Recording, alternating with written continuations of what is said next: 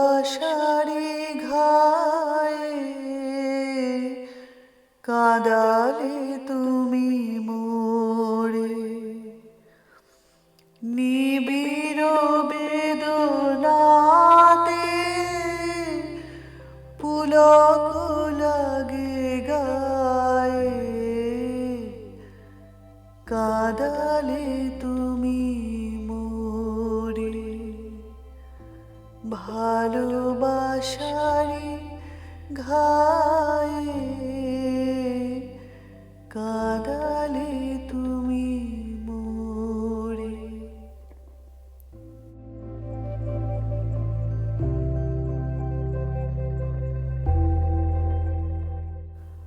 ভালোবাসা কিন্তু খুব অদ্ভুত জিনিস। যে ভালোবাসা বা প্রেম মানুষকে আনন্দ দেয়, মাঝে মাঝে সেই ভালোবাসায় কিন্তু ভীষণ নির্মম হয়ে ওঠে। আমাদের মধ্যে অনেকেই নিশ্চয়ই সেটা জীবনের কোনো সময় অনুভবও করে থেকেছি। আজকে বাঙালির গল্প আড্ডায় আমরা নিয়ে চলে এসেছি নীল ঘূর্ণির ৭ম পর্ব। আগের পর্বে আমরা শুনেছি যে দইতা কিন্তু বোধিসত্ত্বর জন্য নিজের বাড়ি ছেড়ে বেরিয়ে পড়েছে। যে বন্ধুরা আমাদের আগের পর্বগুলো শোনেনি, তাদের রিকোয়েস্ট করব এই পর্বটা শোনার আগে তোমরা আগের পর্বগুলো অবশ্যই শুনে নাও, তবে এই গল্পটার মজাটা বেশি ভালোভাবে পাবে। এই গল্পে আমরা দেখব যে রাখির সাথে এবার কি করছে বোধিসত্ত্ব। যেরকম বললাম যে ভালোবাসা যখন যেমন কাউকে আনন্দ দেয়, সেরকম ভালোবাসা কারু কারু ক্ষেত্রে কিন্তু ভীষণ নির্মম হয়ে ওঠে। দেখা যাক নীল ঘূর্ণিতে যে ভালোবাসা, যে ত্রিকোণ ভালোবাসা আমরা দেখছি, সেটা কাকে কতটা আনন্দ দিচ্ছে আর কার জন্য সেটা নির্মম হয়ে উঠছে। আর দেরি না করে শুরু করছি নীল ঘূর্ণির ৭ম পর্ব।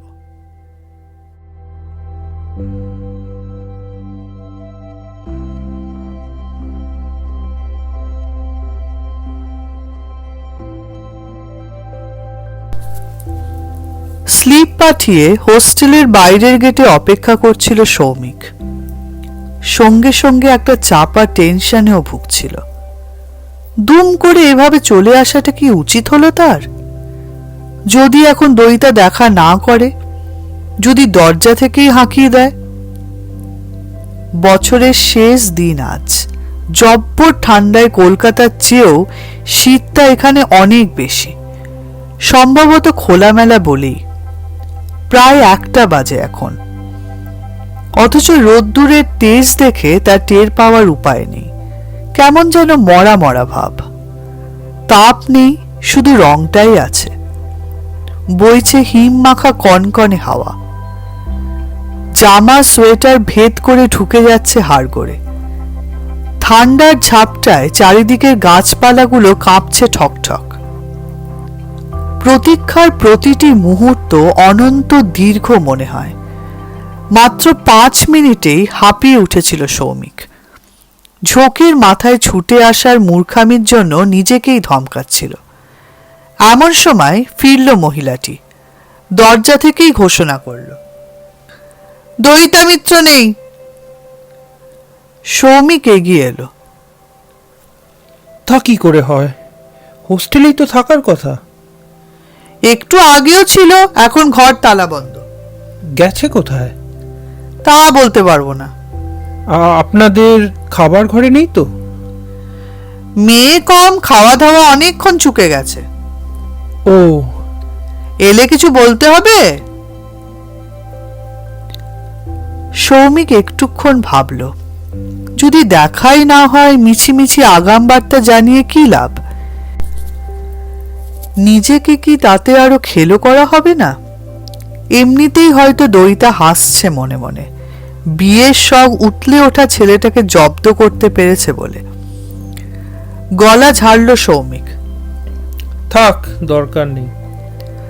আপনি আসছেন কোত্থেকে? যাক, শেষ পর্যন্ত প্রশ্নটা করেছে তাহলে। সৌমিক উত্তর দিল না, ঘুরে হাঁটা শুরু করলো। অন্যমনস্ক মুখে, ফাঁকা চোখে। টান টান স্নায়ুতন্ত্রী ঝিমিয়ে পড়েছে সহসা। সেই কোন ভোরে ওঠা, এতটা পথ আসা, এত আশঙ্কা, উদ্বেগ, প্রশ্ন, উত্তেজনা সবই অর্থহীন মনে হচ্ছে এখন। দয়িতা মিত্র প্রত্যাখ্যান করেছে বলে কি সৌমিক বসু রায়ের জীবন অন্ধকার হয়ে গেল? ফু, আছেটা কি দয়িতার মধ্যে? রূপ, গুণ, ফিগার, স্মার্টনেস সবেতেই তো মেরে কেটে অ্যাভারেজ। সৌমিক টুস্কি বাজালে ওর থেকে ঢের ঢের গুণবতী মেয়ে সৌমিকের দরজায় লাইন লাগাবে। তাহলে সৌমিক সত্যি এলো কেন? কবিতা বসুরাই তো বলেইছে ওই বিশেষ দিনে যেখান থেকে পারে একটা পরী জোগাড় করে আনবে। কথাটা মনে পড়তেই সৌমিকের গা গুলিয়ে উঠল। আবার সেই কবিতা বসুরায়ের চক্কর। একটি বারের জন্য হলেও সে কবিতা বসুরায়ের পাতা ফাঁদে প্রলুব্ধ হয়েছিল। ওই মেয়ে পুতুল খেলার আয়োজনে লাথি মেরে ভেঙে দিল। শুধু এই জন্যেই তো দয়িতার কাছে সৌমিকের কৃতজ্ঞ থাকা উচিত। কিন্তু সেই বোধই বা জাগে কই? উল্টে এক হীনমন্যতা সর্বক্ষণ কুড়ে কুড়ে খেয়ে চলেছে সৌমিককে। বুক আচ্ছন্ন হয়ে আছে তীব্র অপমানে। ঝোড়ো মেঘের দাপাদাপি চলছে সেখানে, গর্জন বাজছে, বিদ্যুৎ ঝলসাচ্ছে। এক একবার মনে হচ্ছে মেয়েটাকে সামনে পেলে গলা মুচড়ে মেরে ফেলে। পরক্ষণে এক অন্তিম হাহাকারে ছেয়ে যাচ্ছে হৃদয়, কান্না পাচ্ছে সৌমিকের। কেন এমন হলো সৌমিকের? কি হলো তার? সৌমিক হাঁটছে, উদ্দেশ্যহীন। শরীর ছেড়ে যাচ্ছে ক্রমশ, পেট চুই চুই করছে। ইউনিভার্সিটির মেন গেটের সামনে এসে এদিক ওদিক দেখল। পথ প্রায় শুনশান, একটি পড়ুয়াও চোখে পড়ে না। ছুটি বলেই কি? এত ঝকঝকে রাস্তাঘাট, সার সার বৃক্ষরাজি, এত সুন্দর সুন্দর ছড়ানো ছেটানো বিল্ডিং, সবই বড় নিঝুম। দেখে মনে হয় কোনো জাদুর ছোঁয়ায় ঘুমিয়ে আছে জায়গাটা। এই নিদ্রিত পুরীতে কোথায় একা একা ঘুরে মরছে দয়িতা? মেন গেট ছাড়িয়ে খানিক গেলে চায়ের দোকান। খদ্দেরহীন ফাঁকা বেঞ্চি হু হু করছে। ঝাঁপের ভেতর আলোয়ান মুড়ি দিয়ে ঢুলছে দোকানদার। সৌমিক পায়ে পায়ে দোকানে এলো। চা হবে ভাই? শুধু চা? আর কি আছে? রুটি টোস্ট হবে, ডিম ভাজা হবে, বিস্কুট আছে। টোস্ট ডিম ভাজা দাও তাহলে। আগে 1 কাপ চা দাও। স্টোভ জ্বালিয়ে কেটলি বসালো লোকটা। ডিম গুলছে বাটিতে, পেঁয়াজ লঙ্কা কুচোচ্ছে। রাস্তা কাঁপিয়ে ধুলো উড়িয়ে একটা ট্রাক ছুটে গেল। উড়ন্ত ধুলো থিতি আসার আগেই সৌমিকের চোখের মনি স্থির। দয়িতা না? হ্যাঁ, দয়িতাই তো। ইউনিভার্সিটির মেন গেটের পাশের ছোট্ট দরজাটা দিয়ে বেরিয়েছে দয়িতা। মাথা নিচু করে হোস্টেলের দিকে চলেছে। পরনে কালো জিন্স, গায়ে কালো শাল, চুল খোলা, যেন মূর্তিমতী শোক প্রতিমা। সৌমিক কিছুতেই সুস্থির বসে থাকতে পারল না, চেঁচিয়ে ডাকল, দয়িতা! দয়িতা চমকে দাঁড়ালো, চোখ কুঁচকে তাকাচ্ছে এদিক ওদিক। সৌমিককে চিনতে যেটুকু সময় লাগলো সেটুকুই বুঝি স্থানু ছিল দয়িতা। তারপর এগিয়ে এলো অনাড়ষ্ট ভঙ্গিতে। ভুরু বেঁকিয়ে কৈফিয়তের সুরে জিজ্ঞাসা করল, তুমি এখানে? সরাসরি আপনি থেকে তুমি। সম্ভাব্য সম্পর্ক ছিঁড়ে যাওয়ার সূত্রে কি এই তাচ্ছিল্য? সৌমিকের গলা আপনা আপনি তেতো হয়ে গেল। বুঝতেই পারছো কেন এসেছি? না, বুঝলাম না। কথা সাজানোই ছিল। সৌমিক অভিভাবকের সুরে উত্তর দিল, তুমি কিন্তু ভারী অন্যায় কাজ করছো। কি অন্যায়? কিসের অন্যায়? আমার জীবন আমার মতো করে চালাবো, এতে ন্যায় অন্যায় কি আছে শুনি? কি তেজ, কি ঔদ্ধত্য! স্বাভাবিক নার্ভাসনেসটা উবে গেল সৌমিকের। রুক্ষ স্বর বেরিয়ে এলো। বলতে চাও তোমার ওভাবে বাড়ি থেকে চলে আসাটা ঠিক কাজ হয়েছে? জানো তোমার বাবা মার কি অবস্থা এখন? অনুমান করতে পারি, কিন্তু আমি হেল্পলেস। ওদের হ্যাঁতে হ্যাঁ মিলিয়ে চলা আমার পক্ষে তো সম্ভব ছিল না। তুমি আমায় বলতে পারতে, আমি নয় বিয়েটা। তুমি বিয়ে ভেঙে দিতে, আমি তোমায় অ্যাপ্রোচ করিনি। সে তো কপট অ্যাপ্রোচ। তুমি আমায় মিথ্যে বলেছিলে। মিথ্যে নয়, আমি তোমাকে স্পেসিফিক্যালি জিজ্ঞেস করিনি তুমি কাউকে পছন্দ করো কিনা। তুমি না বলেছিলে বলেই না আমি। কথাগুলো বলতে পেরে অনেকটা যেন তৃপ্তি বোধ করল সৌমিক। হাত উল্টে বলল, নিজে দোষ করলে আর শাস্তি পাচ্ছে বাবা মা। আশ্চর্য। ডোন্ট টক লাইক আ গুরু ঠাকুর। আমি এসব একদম পছন্দ করি না। চা বানিয়ে ডাকছে লোকটা। ঘুরে গিয়ে গ্লাস হাতে নিল সৌমিক। খানিক তফাৎ থেকে নিষ্পলক চোখে দেখছে দইটাকে। ওই রাগ রাগ মুখেও কি অপরূপ শিশুর সারল্য। বিচিত্র এক মুগ্ধতায় আচ্ছন্ন হয়ে যাচ্ছিল সৌমিক। মেয়েটা নেশার মতো টানছে এখনো। বোকা বোকা মুখে হাতের গ্লাস নেড়ে জিজ্ঞাসা করল দইটা চা খাবে কিনা। অবাধ্যর মতো দুদিকে মাথা নাড়ল দইটা। নরম গলায় সৌমিক ডাকল, ঠিক আছে, খেতে হবে না, এদিকে এসো, তোমার সঙ্গে কথা আছে। দইটা এলো বটে, তবে বেশ খানিকটা ব্যবধান দেখে দাঁড়ালো। অবজ্ঞার স্বরে বলল, আমার কিন্তু তোমার সঙ্গে কোনো কথা নেই। সৌমিক মনে মনে বলল, জানি তো। তারপর ছোট্ট নিঃশ্বাস ফেলে বলল, বাবা মার সঙ্গে তুমি মিটমাট করে নাও, আমাকে তোমায় বিয়ে করতে হবে না। তুমি কি বাবা মার দূত হয়ে এসেছো? না, কেউ জানেই না আমি এখানে এসেছি। ও, মহৎ সাজার শখ হয়েছে বুঝি? টিটকিরিটা হজম করে নিল সৌমিক।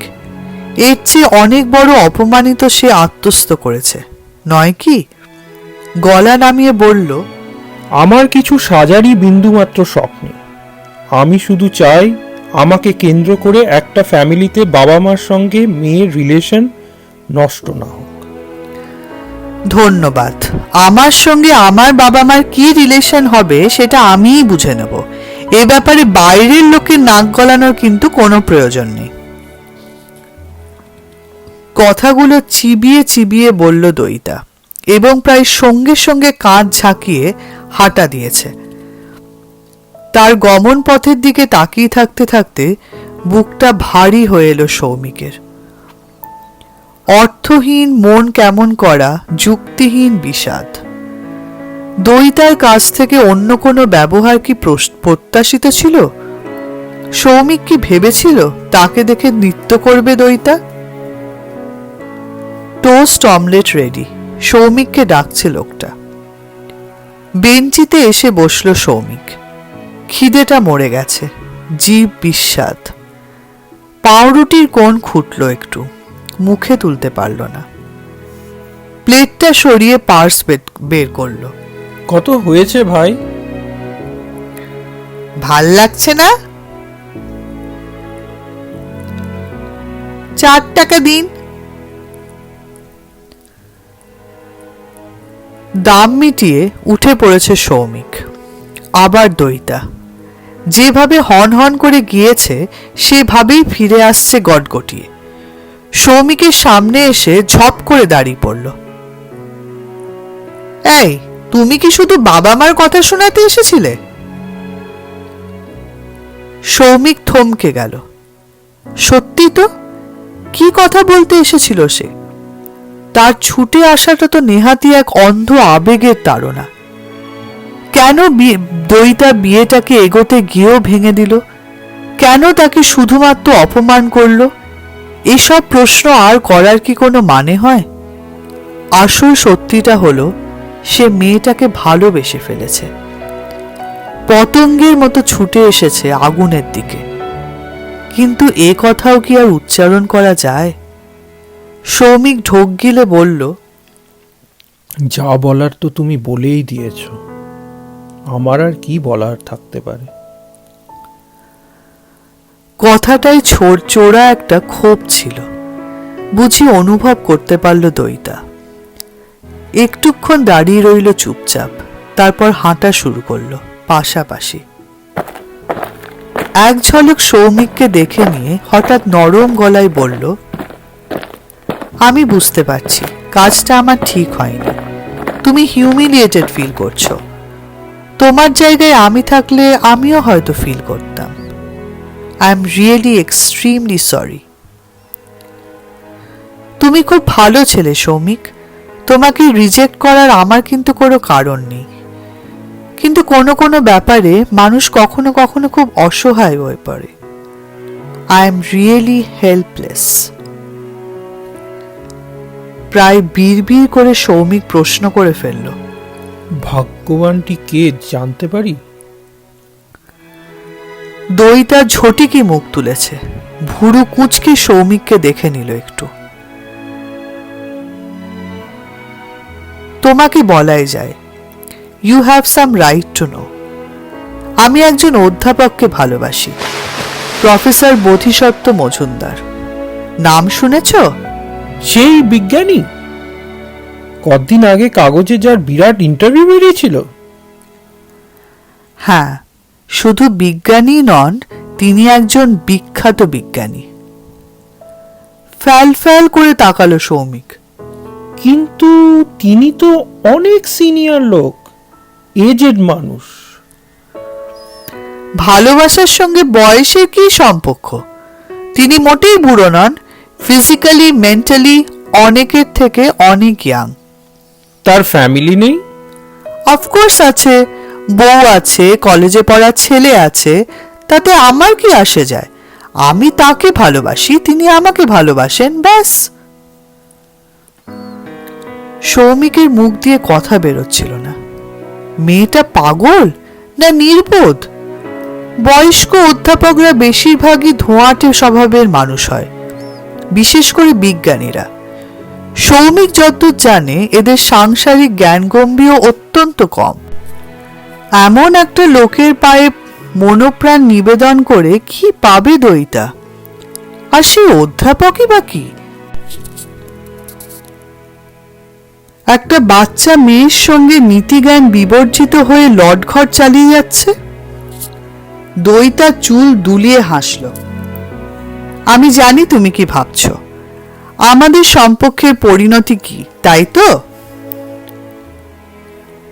বলতে বলতে হঠাৎ দইতা উদাস, শীতের বাতাসের মতো ফিসফিসে স্বরে বলে উঠল, সব সম্পর্কেরই কি একটা নিখুঁত গোল পরিণতি থাকে? তারও কিছু হেল্পনেস আছে, বাইন্ডিং আছে। আমার ফিউচার আমি এখন তার উপরেই ছেড়ে দিয়েছি। জানি কনভেনশনাল বাবা মার পক্ষে এটা হজম করা কঠিন। কঠিন কেন, অসম্ভব।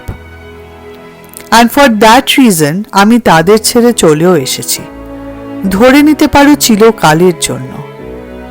এই যে হোস্টেল, এখানেও আমি কিন্তু বেশি দিন থাকবো না, দরকার হলে টাউনে চলে যাব।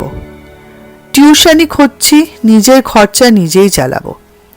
ফাইনাল পরীক্ষা অবধি অবশ্য এখানেই দাঁতে দাঁত কামড়ে পড়ে থাকতে হবে, তারপর একটা চাকরি ঠিক জোগাড় করে নেব।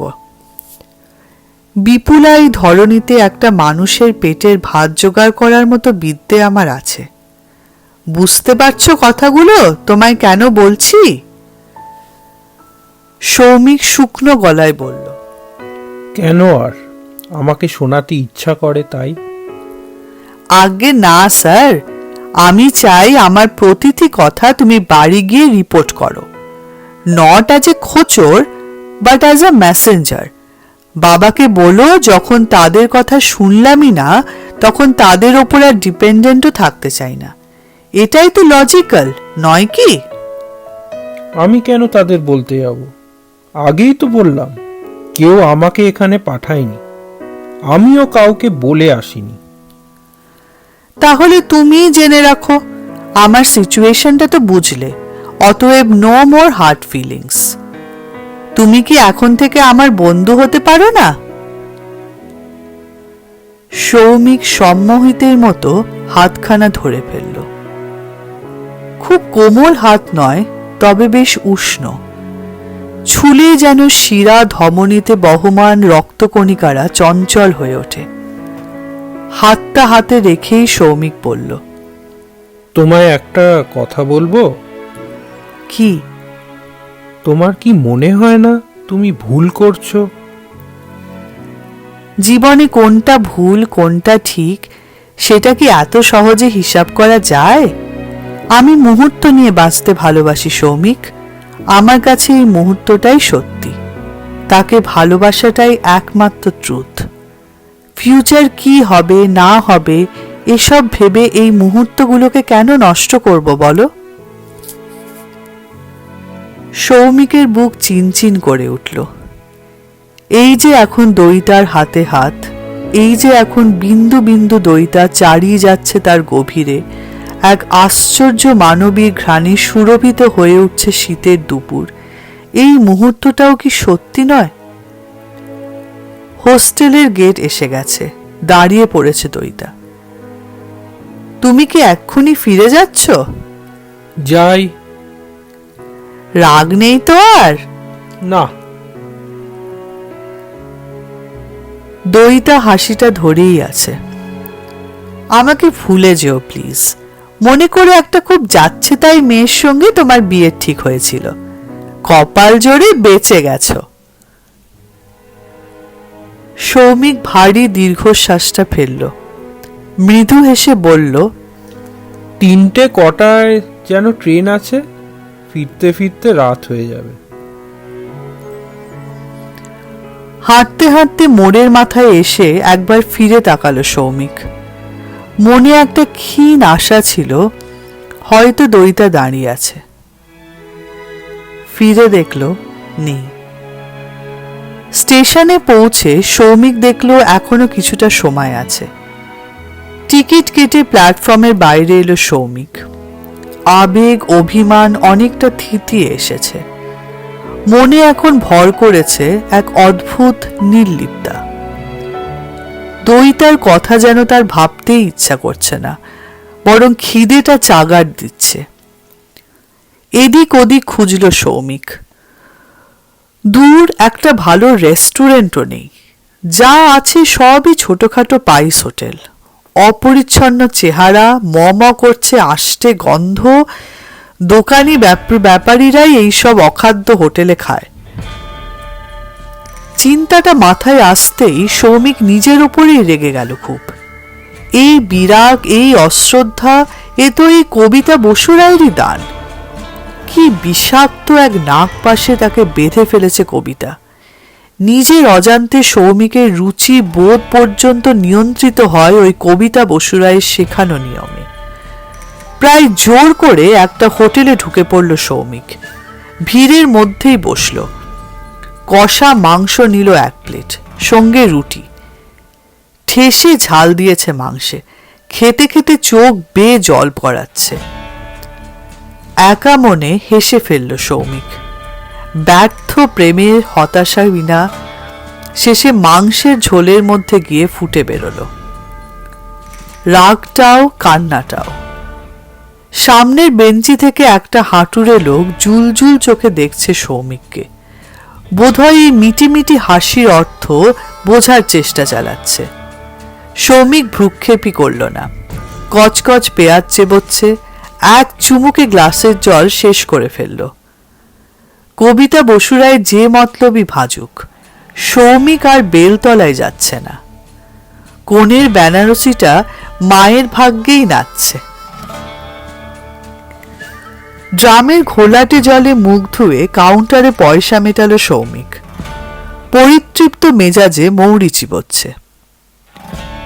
সহসা চোখ আটকালো দোকানের বাইরে সেই বারাসতের ছেলেটা। কাঁধে কিডস ব্যাগ নিয়ে অলস মেজাজে স্টেশনের দিকে যাচ্ছে। সৌমিক এগিয়ে গিয়ে ধরল ছেলেটাকে। তুমি এখানে কোথায়?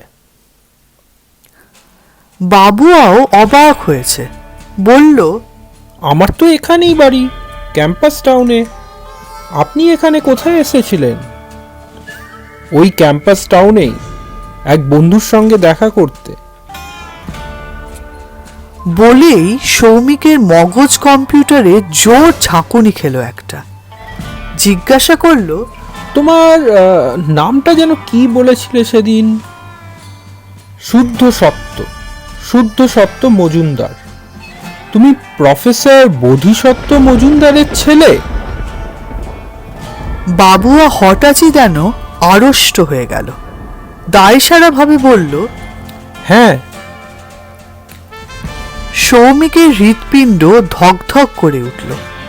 হাঁটছে বাবুয়ার সঙ্গে সঙ্গে।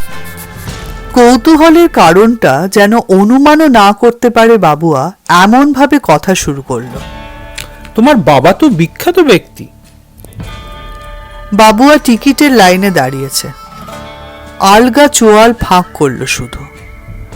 সৌমিক ফের বলল, আগের দিন যখন আলাপ হলো, কই তখন তো বাবার কথা কিছু বলেননি।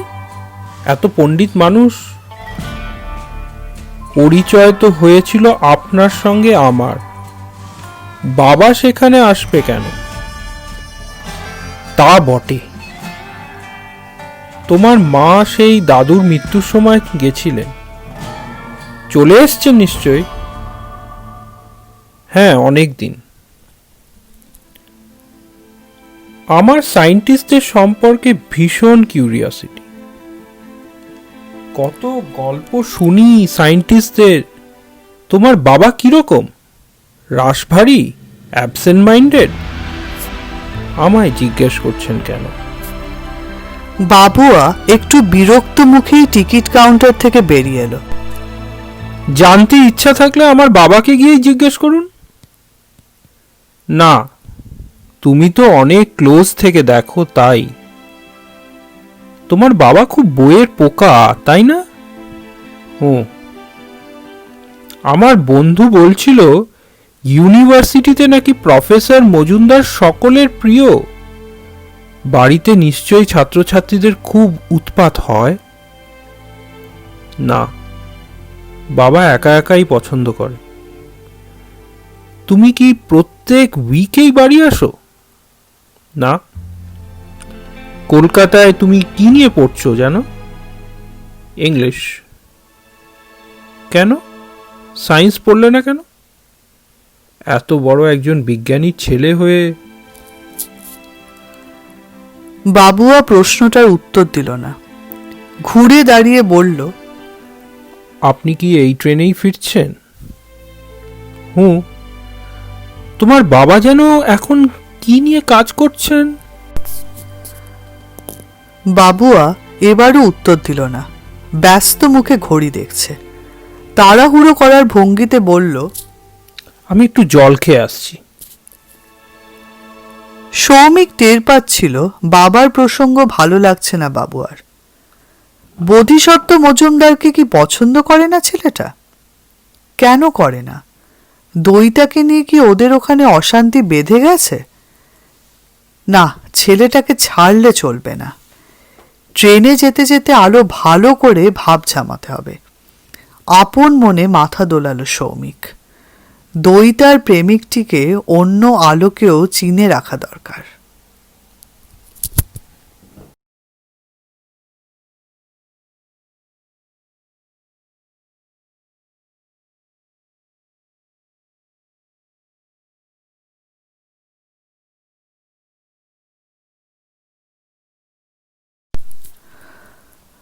অদ্ভুত এক স্বপ্ন দেখছিল বোধিসত্ত্ব। কুচকুচে কালো অনন্ত মহাশূন্যে জীবন্ত মহাকাশযান হয়ে ছুটছে সে, তীব্র বেগে, অজানা পথে। বিপরীত দিক থেকে অবিরাম ধেয়ে আসছে ধূলিকণার মেঘ। অন্ধকারেও বোধিসত্ত্ব টের পাচ্ছে তাদের অস্তিত্ব। সঙ্গে সঙ্গে শুনতে পাচ্ছে একটা চাপা শব্দ, একঘেয়ে, এক টানা। হঠাৎ ঝলসে ওঠে আলো, চোখ ধাঁধিয়ে যায়। পরক্ষণেই আবার ঘন অন্ধকার। আধার একসময় ফিকে হয়ে এলো। এবার কি যেন এক আলোময় বস্তু এগিয়ে আসছে বোধিসত্ত্বর দিকে। ধূমকেতু? হ্যাঁ, ধূমকেতুই। নিকট থেকে নিকটতর হলো ক্রমশ। অবয়ব স্পষ্ট হলো। কোমাটা ভারী উজ্জ্বল। আরে, এ যে দইতার মুখ। অসীম শূন্যে ভাসমান মুখ প্রায় আলোর গতিতে কাছে এসে গেছে। বোধিসত্ত্বর সঙ্গে মিলিত হচ্ছে দইতা। কি প্রচণ্ড উত্তাপ! বোধিসত্ত্ব ক্ষয়ে যাচ্ছে দ্রুত, ছোট হয়ে যাচ্ছে। দেখতে দেখতে বোধিসত্ত্ব দইতা অতি ক্ষুদ্র হয়ে গেল। ওই বিন্দু ভরের কি মারাত্মক টান! বিচ্ছুরিত আলোর কণাগুলো শুষে নিচ্ছে। শূন্য থেকে বেমালুম হারিয়ে গেল আলোর অস্তিত্ব। আঁধারের ঘনত্ব বাড়ছে, আরো বাড়ছে। বোধিসত্ত্বর রাতের প্রথম তন্দ্রাটা ছিঁড়ে গেল। অন্ধকারের এত গাঢ় রূপ আগে কখনো দেখেনি বোধিসত্ত্ব। ধকধক করছে বুক। টের পেল এই শীতেও ঘেমে গেছে খুব। লেপ সরিয়ে উঠে বসল বিছানায়। ঘরে এখনো গাঢ় আধার, কিছুই ঠাউর হয় না। একটুক্ষণের জন্য বোধিসত্ত্ব বুঝতেই পারল না সে ঠিক কোথায় এখন। একটু পরেই সম্বিত ফিরল। হাতড়ে হাতড়ে টিপল বেড সুইচটা। জ্বলে উঠেছে হালকা সবুজ নাইট বাল্ব। পাশেই রাখি ঘুমোচ্ছে, দেয়ালের দিকে ফিরে। এক ঝলক তাকে দেখে খাট থেকে নেমে গেল বোধিসত্ত্ব। চেয়ারের গা থেকে শাল টেনে জড়ালো। পায়ে পায়ে এসেছে স্টাডি রুমে। আরাম কেদারায় বসে সিগারেট ধরালো একটা। স্বপ্নটা এখনো কাঁপছে বুকে। বোধিসত্ত্ব আর দইতার মিলনের সৃষ্টি হচ্ছে কৃষ্ণ গহ্বর। এমন স্বপ্নের অর্থ কি? দইতা কি তার জীবনের ধূমকেতু? অনন্ত এক দূরত্ব থেকে ক্ষণিকের জন্য কাছে আসবে, আবার মিলিয়ে যাবে মহাশূন্যে। এখন আর তা কি করে হয়? বিশ্বামিত্রের ধ্যান ভাঙিয়ে মেনকা কখনো ফিরে যেতে পারে না। দ্বিধা সংকোচের কাল পেরিয়ে গেছে। শুধু বোধিসত্ত্বর জন্যই সব ছেড়ে চলে এসেছে দইতা। এখন আর তাকে কোন অছিলায় ফেরাবে বোধিসত্ত্ব? আর কেনই বা ফেরাবে? এই প্রৌঢ় বয়সেও তাকে দেখে মুগ্ধ হয়েছে 23 বছরের তর তাজা যৌবন। ভাবনাটুকুই রোমে রোমে হর্ষ জাগে। শরীরের প্রতিটি কোষ যেন নতুন করে প্রাণ পায়। সিগারেটের বড় করে একটা টান নিল বোধিসত্ত্ব। তামাকের ধোঁয়ায় ভরে নিল ফুসফুস। দইতা বয়সে তার কন্যা সম। কি আসে যায়? পুরুষ আর নারীর সম্পর্কের মাঝে বয়সটা কোনো ব্যবধানই নয়। মুগ্ধ ছাত্রী তার জীবনে অনেক এসেছে, কিন্তু এমন ব্যাকুল আত্মনিবেদন আগে কখনো ঘটেনি।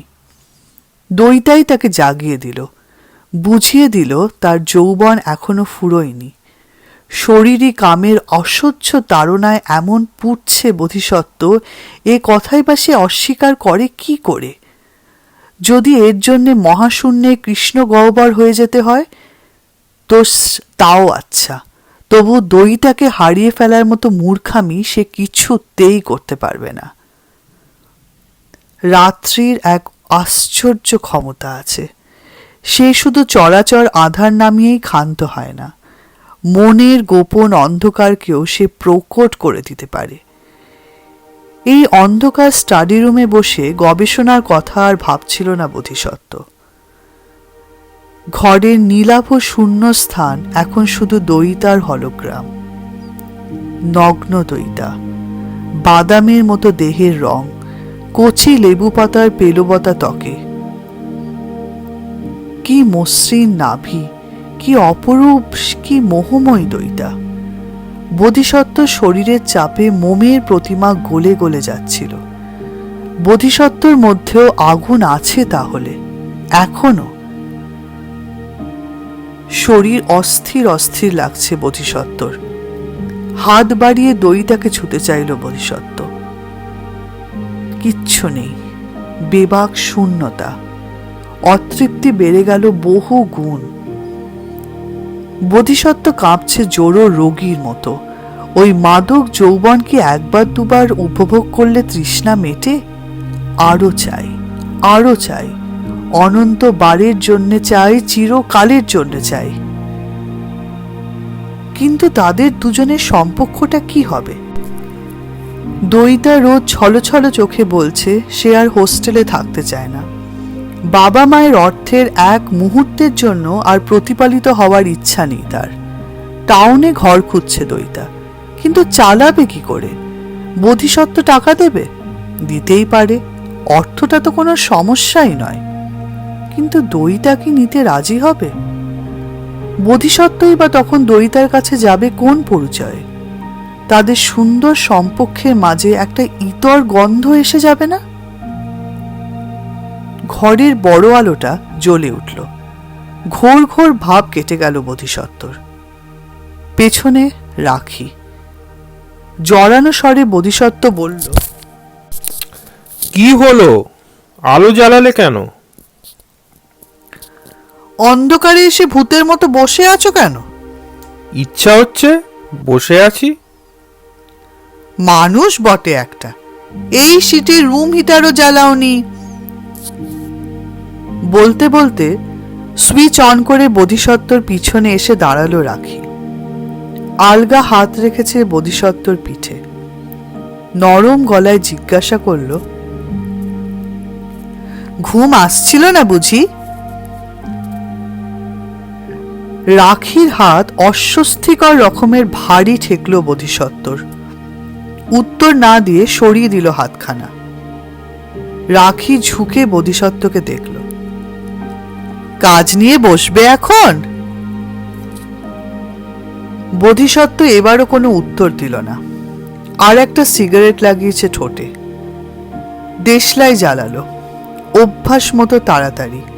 অ্যাস্ট্রে বাড়ি দিয়েছে রাখি। অভ্যাস মতোই বোধিসত্ত্ব সেখানে গুজে দিল কাঠিটা। রাখির উপস্থিতি সচেতনভাবে উপেক্ষা করে ধোঁয়ার বৃত্ত রচনা করছে। রাখি গায়ে পড়া হয়ে টানল বোধিসত্ত্বকে। ওঠো, চলো, রাত 2টো বাজে, এখন আর কাজ নিয়ে পড়তে হবে না। আহ, যাও তো, জ্বালিও না। আমি বুঝি শুধু জ্বালাই? বোধিসত্ত্ব ভুরু কুঁচকে তাকালো। রাখির মুখে হাসি হাসি ভাব, ভঙ্গিটাও চপল। চোখে কি যেন ইশারা করতে চাইছে। ওই বেঢপ 50 বছরের বুড়িটা কি বোঝে না তার মধ্যে কোনো রহস্যময়তা নেই? ওই মহিলার সঙ্গে রমণও যা, পাশবালিশের সঙ্গে খেলা করাও তা। মুহূর্তের জন্য নিজের ওপর ধিক্কার জাগল বোধিসত্ত্বর। এই স্থূল রমণীটিকে দেখে এই কদিন আগেও কি করে সে বিশামাল হতো। শরীর মনের ক্লান্তি কাটানোর জন্য এই কি একটা উপকরণ? ছি!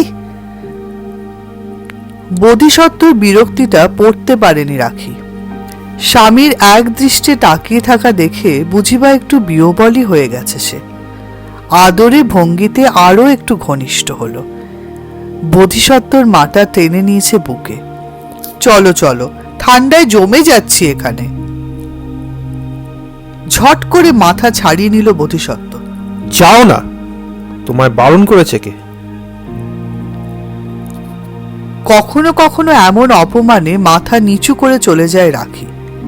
আজ কিন্তু নড়ল না। অপলোক চোখে দেখছে বোধিসত্ত্বকে। তোমার কি হয়েছে বলো তো? কি আবার হবে? কিচ্ছু না। আমাকে কিন্তু তুমি লুকোতে পারবে না। কদিন ধরেই দেখছি কেমন যেন মনমরা হয়ে আছো, ভাবছো কি যেন। ছেলেটা মাত্র 2 দিনের জন্য এলো, তার সঙ্গে পর্যন্ত ভালো করে কথা বললে না। আমার ভাবনার কথা তুমি যদি টেরই পেয়ে যেতে, তাহলে তুমি তুমি হতে না, আমিও আমি হতাম না। সে তো বটেই, আমি মুখ্য সূক্ষ্ম মানুষ, তোমার বড় বড় ভাবনার আমি কি বা বুঝি। জানোই যখন প্রশ্ন করছো কেন? যাও গিয়ে শুয়ে পড়ো। রাখি ঘর ছাড়ল না, বোধিসত্ত্বকে অবাক করে ডিভানে গিয়ে বসেছে। বোধিসত্ত্ব চোখে চোখ রেখে বলল, আমি মূর্খ হই আর যাই হই, ঠিক এই মুহূর্তে কি ভাবছো আমি কিন্তু বলে দিতে পারি। কি ভাবছি? ওই মেয়েটার কথা, দইতা। কেন? ওই মেয়েটার কথা ভাববো কেন? বোধিসত্ত্ব বুঝি একটু চেঁচিয়েই ফেলল। শীতল বন্ধ বাড়িতে নিজের উচ্চকিত স্বর প্রতিধ্বনিত হলো নিজের কানে। বড় শূন্য গর্ভ লাগলো চিৎকারটা। উষ্ণ হয়ে উঠল বোধিসত্ত্ব। রাখির মুখ আবার সহজ স্বাভাবিক, হাসছে মিটিমিটি। না, এমনি মনে হলো। যাকগে যাক, মেয়েটা অনেকদিন আসছে না কেন গো? আমি কি করে বলবো? না, সেই কবে যেন, হ্যাঁ ক্রিসমাসের দিন থমথমে মুখ করে এলো, এ ঘরে বসে কাঁদছিল। তোমায় জিজ্ঞাসা করলাম, তুমি বললে কি সব ফ্যামিলি প্রবলেম হয়েছে। হচ্ছে তো, চলছে তো। তোমার সঙ্গে আর দেখা হয়েছে ওর? না হবার কি আছে, ইউনিভার্সিটি খুলে গেছে, ক্লাস হচ্ছে। প্রবলেমটা কি গো? এই নিশুত রাতে সেটা জানা কি খুব দরকারি? না, এমনি কৌতূহল। ওইটুকু মেয়ে পড়াশোনা করছে, ওর আবার ফ্যামিলি প্রবলেম, শুনতে খুব অবাক লাগে। কি ধরনের সমস্যা গো? বাবা মার ঝামেলা, নাকি কোনো ছেলেকে পছন্দ করেছে, বাড়িতে রাজি হচ্ছে না? বোধিসত্ত্ব আর মাথা ঠিক রাখতে পারল না, গর্জে উঠল। এত কথা বলছো কেন তুমি? দইতার প্রবলেম জানার জন্য যদি এত ছটফটানি থাকে, যাও ওর হোস্টেলে চলে যাও অ্যান্ড আস্ক হার। আমাকে এই ধরনের সিলি প্রশ্ন করবে না। রেগে যাচ্ছ কেন? তোমার সঙ্গে মেয়েটার এত ভাব আছে বলেই আমি জিজ্ঞেস করছি। ভাব? What do you mean by ভাব? তড়াক করে লাফিয়ে উঠেছে বোধিসত্ত্ব। টাট্টু ঘোড়ার মতো পা ঠুকছে মেঝেতে। ভেবেছেটা কি যা খুশি তাই বলে যাবে? মুখে একটা লাগাম নেই? অশিক্ষিত ছেলে মেয়েদের মতো ভাষা। রাখি যেন হতবাক। বোধিসত্ত্বর ক্রোধের অভিঘাতটা সামলাতে 2-1 সেকেন্ড বুঝি সময় লাগলো তার। মুখ লাল হয়ে গেছে। অস্ফুটে বলল, কি এমন বললাম যে গায়ে একেবারে ফোসকা পড়ে গেল তোমার? সে বোঝার বুদ্ধি কি তোমার ঘটে আছে? বটেই তো, বটেই তো। তুচ্ছ একটা শব্দ নিয়ে মেজাজ দেখানো তোমারই সাজে বটে। রাখির স্বর নীরস, বুঝিবা ঈষৎ রুক্ষ।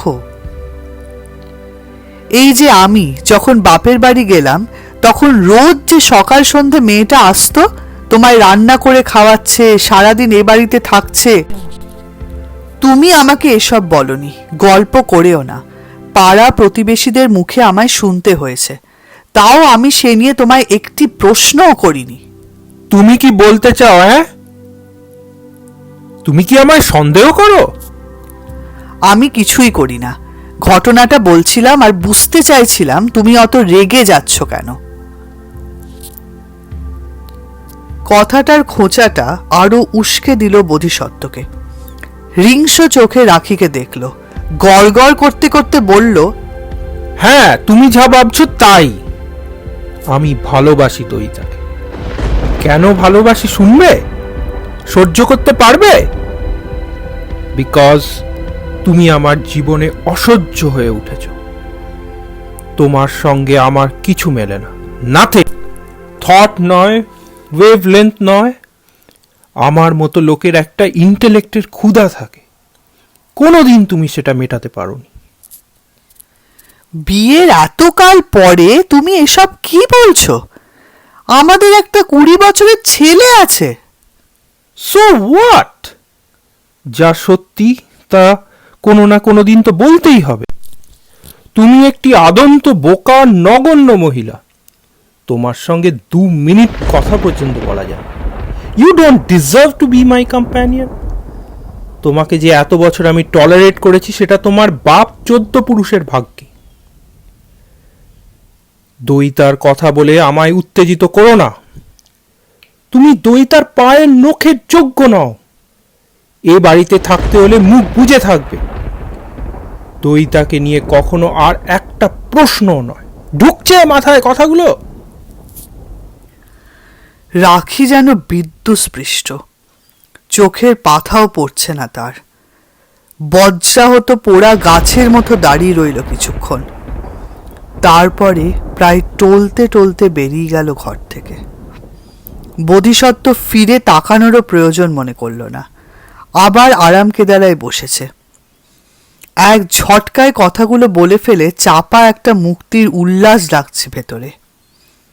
আর অনাবশ্যক গোপনীয়তার খেলা খেলতে হবে না, বিবেকের কামড় থেকেও রেহাই মিলল যেন। তবু কি যেন একটা ফুটছে। রাখিকে তো কথাগুলো বুঝিয়েও বলা যেত। এত রূঢ় হওয়ার প্রয়োজন ছিল কি? একটু আবরণ থাকলে রাখি হয়তো যন্ত্রণা কিছু কম পেত। রাতে আর ঘরে গেল না বোধিসত্ত্ব। রুম হিটারের তাপে স্টাডি রুম বেশ উষ্ণ হয়ে গেছে। ডিভানে একটা কম্বল রাখাই থাকে। কম্বলটা জড়িয়ে শুয়ে পড়ল গুটিসুটি মেরে। মাথা গরম হয়ে আছে, ঘুম আসতে চাইছে না। একটু তন্দ্রা আসে, ছিঁড়ে ছিঁড়ে যায়, আবার কখন যেন জড়িয়ে আসে চোখ। বার কয়েক উঠল, বাথরুমে গেল। অপাঙ্গে দেখল নিজেদের শোয়ার ঘর। দরজা ভেজানো, ভেতরে কোনো সারা শব্দ নেই, কান্নারও না। ভোর রাতে ঘুমিয়ে পড়ল বোধিসত্ত্ব। চোখ খুলল রূপচাঁদের ডাকে, বাবু চা। ধুমায়িত পেয়ালা হাতে বোধিসত্ত্ব ড্রয়িং রুমে এলো। রাখি উঠে পড়েছে, কাজ করছে রান্নাঘরে। অন্যদিন এই সময় রাখি অন্তত একবার এসে সোফায় বসে, একসঙ্গে চা খায়। আজ এলো না। অভিমান হয়েছে খুব? তুচ্ছ অনুভূতিকে প্রশ্রয় দেয়া বাহুল্য মনে হলো বোধিসত্ত্বর। থাক, 2 দিন গেলে আস্তে আস্তে সয়ে যাবে। চা শেষ করে বাথরুমে ঢুকলো বোধিসত্ত্ব। গিজার অন করাই ছিল, জলে পরিমিত উত্তাপ। তোয়ালে, সাবান, দাড়ি কামানোর সরঞ্জাম সব কিছুই নিখুঁতভাবে সাজানো, যেমন থাকে। দরজায় রবারের চটিটাও। স্নান সেরে বেরিয়ে দেখল ব্রেকফাস্ট রেডি। টোস্ট, পোচ, কলা, যা নিত্যদিন খেয়ে মর্নিং সেশনে ইউনিভার্সিটি ছোটে বোধিসত্ত্ব। শোয়ার ঘরের বিছানাতেও বোধিসত্ত্বর শার্ট, ট্রাউজার, সোয়েটার রাখা আছে অন্য দিনের মতোই। একটু বেশি নীরবতা ছাড়া সংসারের কোথাও কোনো ছন্দপতন নেই, সবই বাঁধা লয়ে বহমান। ফুল স্লিভ সোয়েটারটা গলিয়ে বোধিসত্ত্ব ড্রয়িং রুমে এলো। হাতে খবরের কাগজ, হেডিংয়ে চোখ বোলাচ্ছে। কাগজের ওপার থেকে হঠাৎই রাখির গলা শুনতে পেল, তোমার সঙ্গে একটু কথা আছে। বোধিসত্ত্ব কাগজ সরিয়ে রাখল। এক ঝলক দেখল রাখিকে। বাঁশি খোপা এলোমেলো, কয়েকটি রূপলি চুল এসে পড়েছে কপালে। অসম্ভব শুকনো লাগছে রাখির লাবণ্যহীন মুখ, শীতের খড়ি ওঠা ওঠা। তবে মুখটা বড় শান্তও লাগে, একটি রেখারও ওঠা পড়া নেই সেখানে। বোধিসত্ত্ব গলা ঝাড়ল, বলো। দুপুরের খাবারটা ঢাকা দেওয়া থাকবে, রূপচাঁদকে বলে রেখেছি গরম করে দেবে তোমাকে। বোধিসত্ত্ব চোখ কুঁচকে তাকালো। কিছু বলার আগেই রাখি আবার বলে উঠল, আমি 10টা 51 ট্রেনে চলে যাচ্ছি। কোথায়? রাখি উত্তর দিল না, বুঝি প্রয়োজন মনে করল না। রান্নাঘরে গিয়ে কফি করে আনলো। পেয়ালায় মেপে 8 চামচ চিনি দিল। নাড়ছে একটু, যেন অনাবশ্যক দীর্ঘ সময় ধরে। হাতে 1 পিস টোস্ট তুলেও নামিয়ে রাখলো বোধিসত্ত্ব। লেক টেরেসে যাচ্ছ? কোনো উত্তর নেই। ফিরছো কবে জানতে পারি? জানার কি খুব প্রয়োজন আছে? একটু বেশি বাড়াবাড়ি হয়ে যাচ্ছে না? মেয়ের বয়সী একটা মেয়ের সঙ্গে নোংরামি করার থেকে এটা কিন্তু অনেক কম বাড়াবাড়ি। অজান্তেই মুঠো সুখ শক্ত হয়ে এলো বোধিসত্ত্বর। শব্দ করে চেয়ার সরিয়ে উঠে পড়েছে। স্টাডি রুমে ঢুকলো একবার, তারপর হনহনিয়ে বেরিয়ে গেল রাস্তায়। মর্নিংয়ে আজ একটাই ক্লাস, এমএসসি ফার্স্ট ইয়ার। ক্লাসটা মন দিয়ে করতে পারল না বোধিসত্ত্ব। ক্ষণে ক্ষণে অন্যমনস্ক হয়ে পড়ছে। কোনক্রমে বেল পড়া অবধি কাটিয়ে ফিরে এলো নিজের ঘরে। ঝিম ধরা মুখে বসে রইল সারা সকাল। শামীমের সঙ্গে বসার কথা ছিল আজ, নিজের রুমেই। শরীরে জুত নেই এই অজুহাতে কাটিয়ে দিল তাকে। বাড়ি তাকে টানছে, অথচ যেতে পা সরছে না। বড় বিচিত্র অনুভূতি। বোধিসত্ত্বর কি ভয় করছে? বিবেকের দংশন হচ্ছে? নাকি নিছকই এক আশঙ্কা তাকে আচ্ছন্ন করে দিচ্ছে? একটা দীর্ঘকালীন অভ্যাস তাকে ছেড়ে চলে যাবে, এই ভাবনাতে বুঝি এতটুকু স্বস্তি নেই। সত্যি সত্যি বাড়ি ফিরল যখন, অন্য এক অনুভবে ছেয়ে গেল হৃদয়। নির্জন বাংলো মহাশূন্যের মতো খাঁ খাঁ লাগছে। কত সময় তো থাকে না রাখি, কই তখন তো এমন লাগে না। চলে যাবে এই ঘোষণাটাই কি বাড়িটাকে ফাঁকা করে দিয়েছে আজ? চতুর্দিকে শুধু রাখির ছোঁয়া। সোফায়, পর্দায়, মেঝে, ডাইনিং টেবিলে, বাথরুমে, শোয়ার ঘরে, এমনকি স্টাডিতেও। দেখতে দেখতে শরীরের সমস্ত উদ্যম নিঃশেষ হয়ে আসছিল বোধিসত্ত্বর। দইটাকে নিয়ে বেশ কিছুদিন চনমনে ছিল দেহ। আজ আবার অবসন্নতাটা ফিরে আসছে। খেয়ে উঠে নিয়ম ভাঙল বোধিসত্ত্ব, আর ইউনিভার্সিটি গেল না। সারা দুপুর নিঝুম শুয়ে রইল বিছানায়। শীতের বাতাস সরসর ধ্বনি তুলছে বাইরের শুকনো পাতায়। বোধিসত্ত্ব শুনছিল। জানলার চোখ রাখতেই দৃষ্টি যায় বড় বড় ডালিয়ায়। সাদা, হলুদ, খয়েরি, মেরুন। দেখলেই বুক ব্যথায় ভরে ওঠে। সত্যিই চলে গেল রাখি? বোধিসত্ত্বকে ছেড়ে চলেই গেল? দুপুর গড়িয়ে বিকেল এলো। বিকেল আর কতটুকু এখন? আসতে না আসতেই সন্ধে। বোধিসত্ত্ব সুস্থিত হচ্ছিল ক্রমশ। অন্য এক নারী চুম্বকের মতো টানছে এবার। চুম্বক আকর্ষণ নয়, এ যেন মহাকর্ষ। অসীম দূরত্ব থেকেও যা টের পাওয়া যায়। হৃদয়ের দোদুল্যমানকে ভেঙে ফেলল বোধিসত্ত্ব। রূপচাঁদকে ছুটি দিয়ে বেরিয়ে পড়ল পথে। সোজা লাইব্রেরি গিয়ে নিজের কিউবিকেলে বসে রইল খানিকক্ষণ। ঘড়ি দেখছে ঘন ঘন। দ্রুতগামী সময় আজই বা কেন এত ধীরে চলে? 7:30 নাগাদ ছায়া পড়ল কিউবিকেলে। সঙ্গে সঙ্গে বিজ্ঞানী বোধিসত্ত্ব মজুমদারের চোখের মণি জল জল। বুকে লাবডুব লাবডুব। কি অপরূপ আজ সেজেছে দইতা। সালোয়ার কামিজ নয়, শাড়ি পরেছে আজ। গাঢ় নীল রং জরিপার শাড়ি, গায়ে নীল শাল, কপালে নীল টিপ।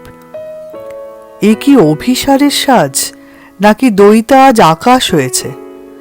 আজই কেন শাড়ি পরল দইতা? সংখ্যা আর অক্ষরের অরণ্যকে সরিয়ে রাখল বোধিসত্ত্ব। বেরিয়ে পড়েছে দইতার সঙ্গে। হাঁটছে কুয়াশা মাখা শীতার্ত পথ ধরে। চুপচাপই ছিল দুজনে। একসময় বোধিসত্ত্বই কথা বলল। তোমার কি আজ ফেরার তাড়া আছে? আমার তো কোনোদিনই তাড়া থাকে না। আমার সময় তো আপনার হাতে, স্যার। আহ, আপনি কেন? কতদিন না বলেছি তুমি বলবে। আমি তো বলেইছি সময় লাগবে। আবার গাঢ় নৈশব্দ, আবার নির্জন কুয়াশা মাখা পথ বেয়ে চলে চলা। একসময় বোধিসত্ত্ব বলল, তোমাকে আর টাউনে ঘরে থাকতে হবে না। কেন? তুমি আমার কাছে থাকবে। কি থাকবে তো? আমি তো থাকতেই চাই, কিন্তু কোনো কিন্তু নয়, তুমি আমার সঙ্গে আমার বাড়িতে থাকবে। তা কি করে সম্ভব? অনেকটা শীতল বাতাস ফুসফুসে ভরে নিল বোধিসত্ত্ব। দীর্ঘশ্বাস ফেলল একটা, মৃদু স্বরে বলল, রাখি নেই, চলে গেছে। নেই? সে কি? কবে? কেন চলে গেছে? আজই। আমি কাল রাত্রে তাকে সব বলেছি। কি বলেছেন? Truth, absolute truth, nothing but the truth. কথাগুলো যেন দইতাকে নয়, নিজেকেই বলল বোধিসত্ত্ব। দইতা সম্পূর্ণ নীরব হয়ে গেছে। মাথা নিচু করে হাঁটতে হাঁটতে ভাবছে কি যেন। বাড়ির সামনেটায় এসে দাঁড়িয়ে পড়ল। বোধিসত্ত্ব হাত ধরল দইতার। এসো। থামলে কেন? বাধ্য মেয়ের মতো বোধিসত্ত্বর হাত ধরে ভেতরে এলো দইতা। আলো জ্বালল বোধিসত্ত্ব, দরজা বন্ধ করে দিল। তারপর দইতার দু কাঁধ ধরে তাকে দাঁড় করিয়ে দিল ড্রয়িং রুমের মাঝখানে। ঠোঁটে আলতো চুমু খেয়ে বলল, আজ থেকে এটাই তোমার বাড়ি। দইটা কেমন যেন ভ্যাবাচাকা খেয়ে গেছে, যেন ব্যাপারটা ঠিক অনুবাদন করতে পারছে না। সন্দেহের চোখে তাকাচ্ছে চারদিকে। বুঝিবা তার মনে হচ্ছে এক্ষুনি কোনো ঘর থেকে বেরিয়ে আসবে রাখি, ঘাট ধরে বলবে বেরো। অস্ফুটে বলে উঠল, আমার খুব ভয় করছে। কিসের ভয়? জানি না। আমি তো আছি। আবার দইতার ঠোঁটে ঠোঁট রাখল বোধিসত্ত্ব। প্রখর হচ্ছে কামনা।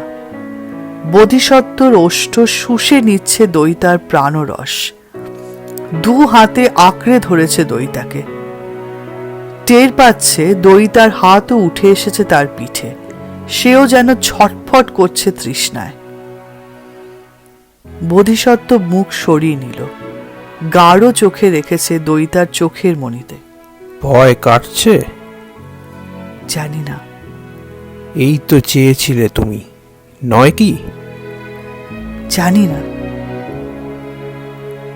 তুমি আমার জন্য সবাইকে ছাড়তে পারো, আমি তোমার জন্য কিছু ছাড়তে পারি না। কিন্তু এটা কি উচিত হলো? কেন তুমি ওকে চলে যেতে বললে? নয় আমি তোমার থেকে একটু দূরেই থাকতাম। এখন কি ওসব ভাবার সময় দইতা? অতীত কবরে যাক। আমাদের সামনে এখন শুধুই ভবিষ্যৎ। যত তাড়াতাড়ি সম্ভব আমি রাখির কাছে ডিভোর্স চাইব। আশা করি ও কোনো ঝঞ্ঝাট পাকাবে না। বড় জোর কিছু অ্যালিমানি চাইতে পারে, সে নয় দিয়ে দেয়া যাবে। চাইলে বাবুয়াও আমার পয়সাতে পড়াশোনা কন্টিনিউ করতে পারে। দইতা বোধিসত্ত্বর মুখে হাত চাপা দিল, সরেও গেল একটু। বোধিসত্ত্ব অবাক হলো। দইতাকে প্রসন্ন করার জন্যই তো সে জানিয়ে দিতে চাইছে আগামী পদক্ষেপগুলো। তবুও কেন দইতা এরকম করছে? ভুরু নাচিয়ে বোধিসত্ত্ব জিজ্ঞেস করল, কি হলো? কিছু না, সব কথা থাক। বোধিসত্ত্ব নিশ্চুপ হয়ে গেল। পলকের জন্য রাখির মুখ ভেসে উঠেছে সামনে। এক ঝলক যেন বাবুয়াকেও দেখতে পেল। দুদিকে জোরে জোরে মাথা ঝাঁকালো বোধিসত্ত্ব। বিড়বিড় করে বলল, থাক তবে, এসো, কাছে এসো।